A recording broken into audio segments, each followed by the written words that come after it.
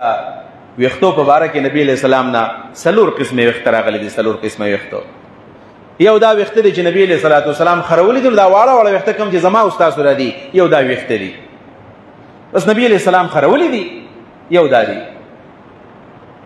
دویم نمبر چې کله سړی ویښته غټوي نو درې قسمه ویښته به غټوي. درې قسمه. یو ته په عربۍ کې وایي وفرا، یو ته وایي لما، یو ته وایي جمعه. زمونږ زیات وخت په دې باندې تیریږي چې په خلکو کې خامیانې څنګه راوباسو. بلکې دوه کسان چې کینی بس د خلکو په خامو باندې موږ بحث کوو. دې کې به کومه کومه خامي ده، ته خبر نه یې پلانې دې چالو کو. دا په خلکو کې خامیانې لټولو او د چا برایانې ذکر کول دا زمونږ مشغله جوړه شوې ده. یو خپل وخت ضایع کو، خپل صلاحیتونه هم ضایع کړل او غیبتونه مو کړل، بس الله هم ځان ته غوسه کو، ګناهونه شروع شو، انسان ګناهګار شو. او دویم نمبر دا د دویم نمبر چې منګه د خپلو غلطیانو په ځای باندې د نورو خلکو غلطیان حسابو. حتی چې یو غلطي به په ما کې په خپله باندې زمانه بهیر او د بل غلطي حسابو منو داسې شو. ځان باندې محنت پکار د خپل ځان بدلول غواړي چې اوس په موږ تاوهلی شو، دا غوښه تاوهلی شو، دا ذهن تاوهلی شو. او دا ډېر آسان کار دی. دعا به کوو د الله نه. رسول الله مبارک فرمایي صلی الله علیه وسلم چې القلب بین اصبع الرحمن یقلبه کیف شاء. دا زړه دا د الله د دوه ګوتو په دې منځ کې دی. والله اړه راړې څنګه چې د الله تعالی خوښ شي او څنګه چې د الله ګوتې دي. دا زړه خو د الله په لاس کې دی. الله یې څنګه بدلوي؟ نو الله یې په دعاګانو باندې بدلوي. بس الله ته وایه، الله ته جاړه. دا په دعاګانو باندې الله میلاویږي. دا موږ چې څومره دعاګانې زیاتې کوو الله ته نږدې کېږو، الله به زموږ ژوند بدلوي. بیا خو دعاګانې موږ نه کوو. حقیقت دا دی موږ دعا دې ته وایو چې په دې مانځه پسې پس چېرته یو نیم منټ دعا وکړو. چېرته دا یو نیم منټ چې په دې پنځو منځونو کې مراجمه کې څوک نه کوي دعا، که په دې پنځو منځونو کې مراجمه کې نو موږ 3 منټه دعا نه کوو. 3 منټه دعا نه کوو. 3 منټه به موږ غواړو. په کار خو دا ده چې په دې 24 غنټو کې موږ داسې وخت مقرر کړو چې دا وخت صرف او صرف زموږ د الله سره بس د خبرو اتري، چې د الله سره د خبرو د اترو مستقل زموږ یو ټیم یې هغې کې موږ د الله سره کینو. که دا شپې که دا ورځې تاسو ګورئ څنګه بیا ژوند بدلېږي. ما یو عالم لیدلی وفات دی مردان کې، او زموږ سره یو ځای کې شپه وه. نو دغه عمر تقریبا د 120-125 سال عمر کې و. نو هغه زه ورځې ورغلم نو خبرې کولې. ما هغې نوسي ته وویل بیا چې یاره دا باباجي خبرې کوي. ما ته ویل چې دا زموږ نیکه دی. زموږ نیا به ویلو چې د ډېر عمر ده یو دا یو طریقه ده چې دا د شپې راپاسېږي یو دا د الله څخه خبرې کوي. دې مطلب خو دا نه دی چې الله اوس هم خبرې کوي. بس الله ته خپلې خبرې کوه که نه وایه ورته، څه ستا په زړه دې وایه ورته. او د شپې دا ټیم الله تعالی د دې دپاره پیدا کړی دی چې بس د الله څخه خبرې کوه. 4 بجې راپاسېږه او الله ته خپل اعذار ورته الله تعالی دا مسله مې د حلې کراله. ګوره یو انسان کله چې د چا سورانه راشي دا جرګې کوي که نه، او دا جرګې ناکام کېږي. خو که چېرته یو سړی چېرته لاړو یوازې دا سړی چېرته ګیر کو، یوازې ورته وایي چې یاره به زه درته خپلې ټولې خبرې کومه او داسې وکړه زما دا خبره واوره، زه ستا نه معافي غواړم او زما دا کار حل کا، ټیک ټاک یې هغه ولمني.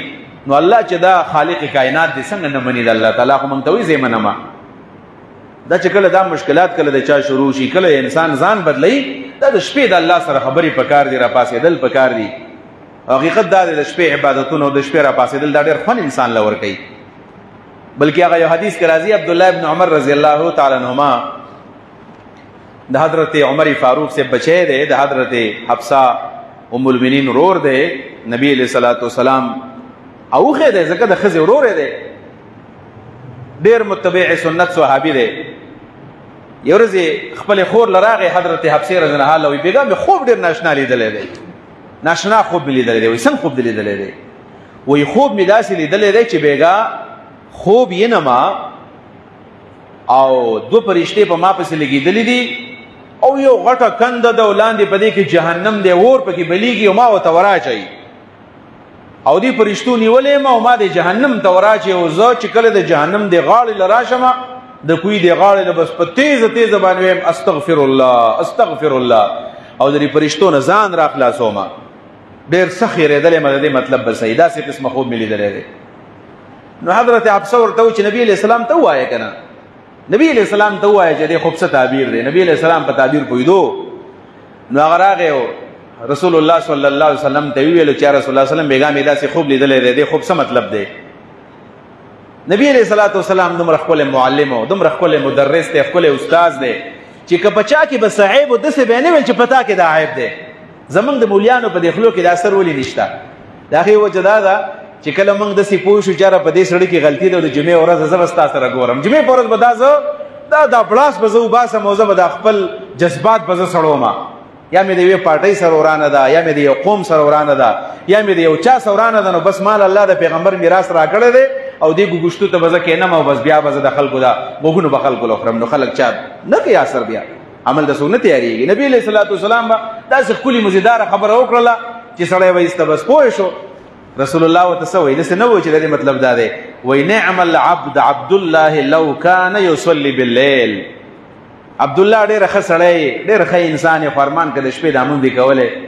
او پوه شو چې دا ما د شپې تهجد کول اوس مې پریخي دي دا مطلب دی د مرګ پورې بیا د شپې د عبادت نه پریخي دا دومره خپل طریقه د مزیدار طریقه او دا د شپې عبادتونه چې تا کول نور ښه انسان دا کوم ور چې تا لیدلې د داستان لک شانې کمې دی الله تا ته خودلې دی هغه کمې دا دی چې د شپې عبادت شروع کړل مې پرېدا او دا کوا عبد الله ابن عمر د شپې عبادت مې بیان دی پرې خودلې دا څه خپل انسان ازې چې موږ د چا رویه بدلو موږ د چا تربیت کوو نو چې په داسې طریقه باندې وکړو استاد دی چې په دې طریقو باندې موږ د چا کردار سازي وکړو یو صحابي دی هغه صحابي رسول الله صلی الله علیه وسلم د ټولو صحابه کرامو تربیت کو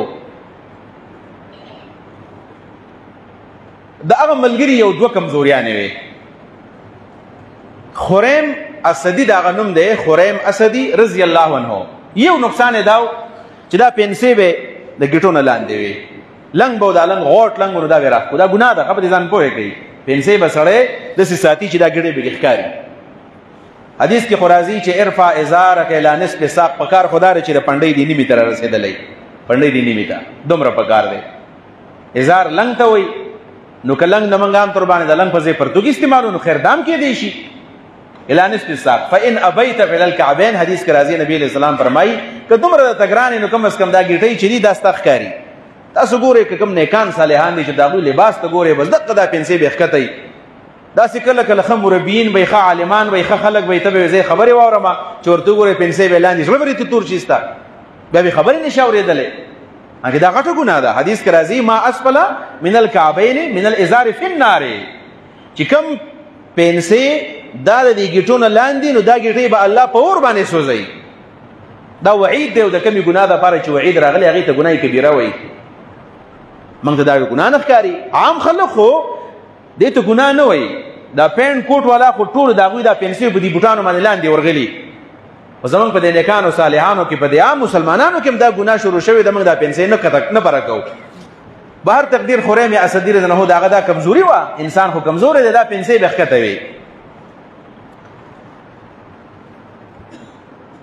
او دویم نمبر دا و چې غوټې غټې ستنې پرېښې غټې غټې ستنې نن سبا دا ویښتم د رواج دپاره دا عام هلکان چې دي ګیرې به خرولي په ګیرې کې به قسمه قسم دغه کړي دا کټینګونه به کړي او ویښتو چې به ګوره ته به دا سم د سنت طریقې مطابق پرېښدي ګوره غټ غټ ویښتې دي نه جنه دا ویښتو په باره کې نبي علیه السلام نه څلور قسمې ویښته راغلي دي څلور قسمه ویښتو یو دا ویښته دی چې نبی علیه الصلاة والسلام خرولي دي دا واړه واړه ویښته کوم چې زما او ستاسو را دي یو دا ویښته دي بس نبی علیه السلام خرولي دي یو دا دی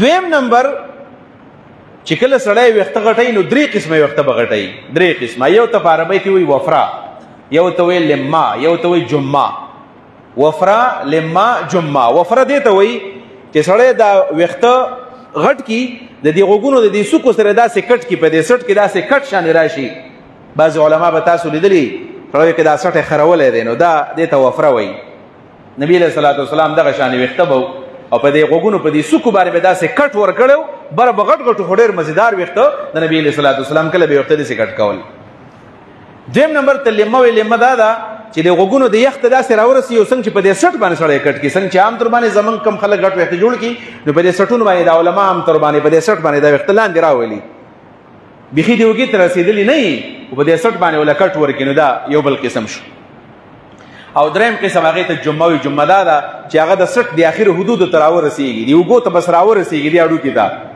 په دې نه لاندې نشته چې دا سی وای بعض د مجاهدین داسې زناور شان ښکاري غوړ غوړ وخت به بریخي دا اسلام کې دا وخت نشته